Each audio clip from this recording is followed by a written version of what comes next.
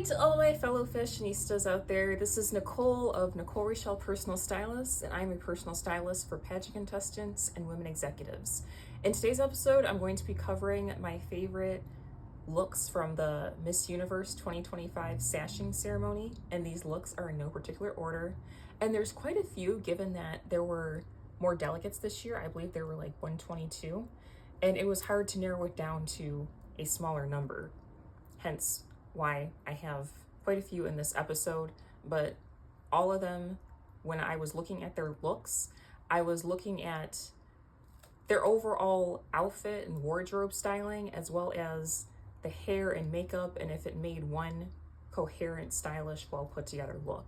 And hopefully, if you're a pageant contestant, and even if you aren't, if you're somebody who's on stage quite a bit, as this was the sashing ceremony, you can take some inspiration on how to really have great stage presence and let what you wear when you're on stage be an extension of your brand and help you to stand out and leave a great lasting impression. So without further ado, here's my list. Argentina.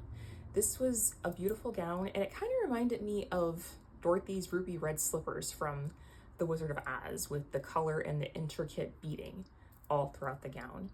And it was very eye-catching, and it caught the light very well and was a great example of choosing a gown that's really going to shine on stage. Aruba chose a gown that was in a very unique color. It was a very light pale yellow, but it really worked and it looked great up against her deeper skin tone. And I like the beading detail throughout the dress, rather, because it's a cocktail dress. The yellow and the silver contrast, and I like the bow at the top, and the train was a great finishing touch.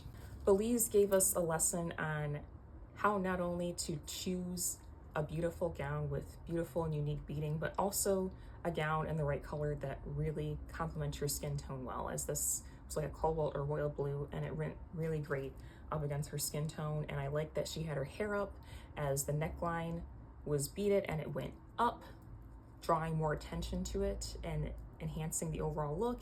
And I like the ruffle sleeves and the train that was hanging from the sleeves. Belarus gives us a lesson on how to look simple yet elegant for a sashing ceremony. And as I've said before, in order to stand out, you don't always necessarily have to be the shiniest in the room in terms of having a bunch of sequins or beadings on your dress or gown. It looks nice, but you can also go simple like she did, by choosing the right color, which she chose a shade of pink that really worked for her and that really popped. And then the floral details really enhanced this look. And I like the asymmetrical draping that she had on the one side of the dress. Bonaire chose a really light shade of blue that worked very great on her, and I like the silver beading detail throughout the dress.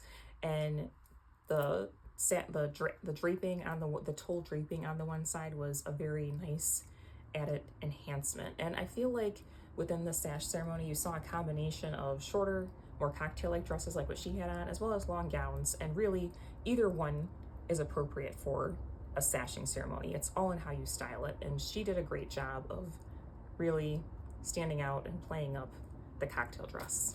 Cabo Verde is another example of how you can really make a cocktail dress pop on stage during a sashing ceremony. And with her, it was all in the 3D detailing that she had on the one side of her dress, as well as the shade, the nude shade that really complemented her deeper skin tone well. Cambodia's dress was full of beautiful and unique detailing. The beading up at the top of the dress was very intricate and it really popped, as well as the feathers that line the bottom of the dress, and I believe there were rhinestone details within the center of the feathers. And then the gloves that were covered with the same beading that was at the top of the dress were a very nice added touch, and it was a very well put together and unique look that really stood out. So for Colombia, why she made my list was a combination of the color.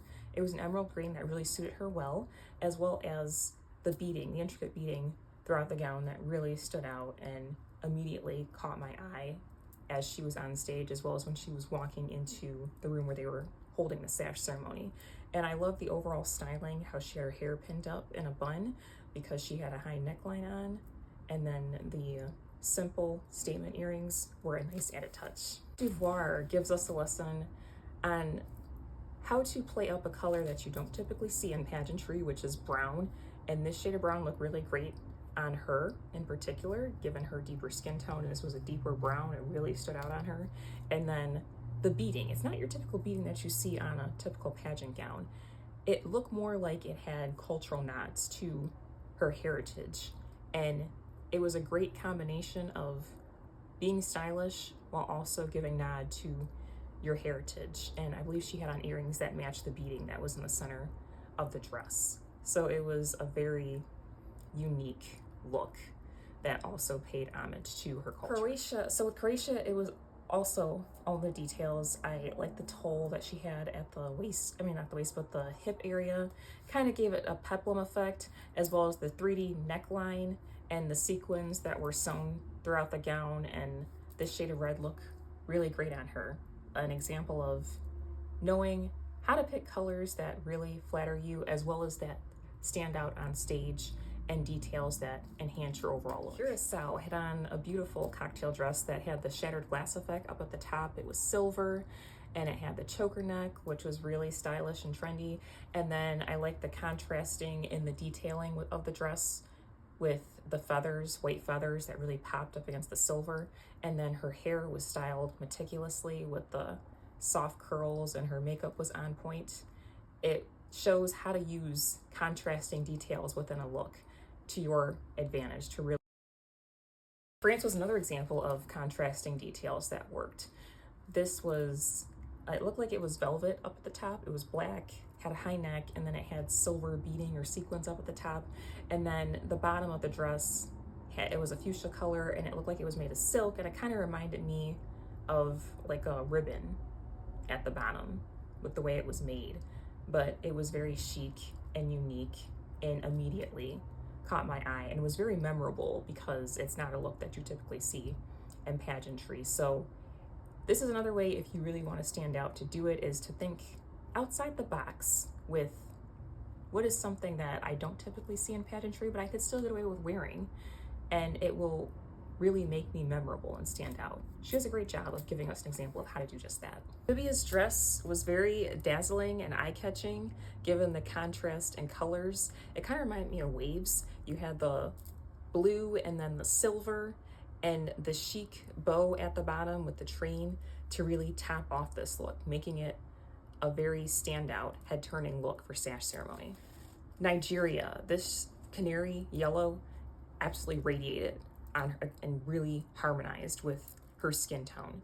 And the beading in the gown, it looked like micro crystal beading, very gorgeous. The contrast in textures with the silk and the beading on the gown really worked and helped her to stand out on stage. And I like that she paired this gown with a simple sash, not to overdo it.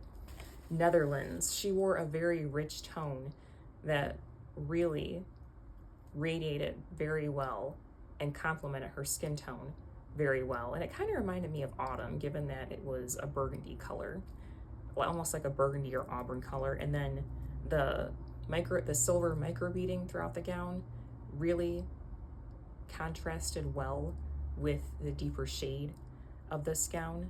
And she had a very simple yet elegant vibe about her when she came out on stage. Nicaragua, for her, the elegance came from the fact that this Nicaragua, so what made this a standout two-piece outfit that stood out from others that I've seen was the drop bead detailing throughout the outfit. And it, like I said before, it's really all in details that can really elevate your look and take you from plain or average looking to elevated. And this is a really great idea for how to style a two-piece outfit for a sashing ceremony, so that way you stand out. Palestine, very vibrant color, very rich texture of the dress, and it kind of put me in mind of Princess Jasmine from Aladdin with the color and the way that the dress was made. And it had crystal embellishments all at the bodice part of the dress, and the sheen along with the color really worked to make this a head-turning piece.